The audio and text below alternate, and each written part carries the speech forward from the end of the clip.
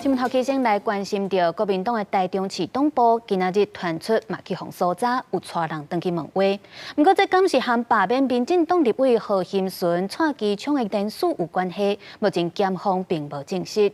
国民党主席朱立伦是搁在批评政府伫咧无政治对杀，因为立委蔡机枪是表示讲，伊的选区死者人数的比例悬甲无合理，等待检方调查详细。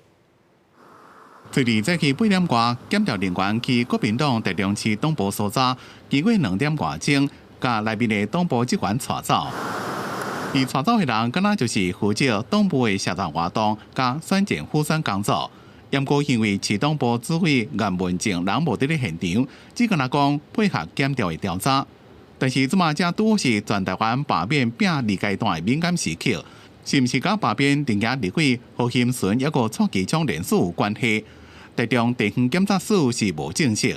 尊重这个检调，尊重司法，也希望能够尽速的厘清，赶快查明真相。不可能在我的选区，这个死亡连署的比例会高成那个离谱的地步吗？难道在我的选区，签要罢免我的很危险，签了可能会面临死亡的这种威胁，所以这个我都觉得很荒谬的事情。 谢谢大家哈，谢谢哈，谢谢，谢谢。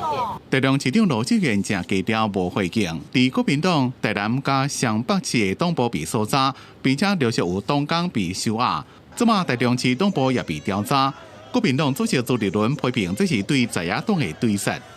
赖总统的态度已经很清楚啊，就是他一再表示，第一啊，就是叫民众抗议去天安门抗议；第二。 司法一定是追溯到底，追查到底。第三，毫无疑问的，就是大罢免。他希望每一个选区，只要罢蓝的都要过关。不违法就不怕司法，违法与否都在证据。所以司法争败的核心都是证据，而不是政治。 我们希望大家一起来捍卫司法的独立。民进党团是强调，只要涉及到不法的代志，本来就应该办。朱立伦是呼吁，一个10几天就是5年抗，若是执政党继续社会对立，恐惊会予人民反扑。公司新闻采访报道。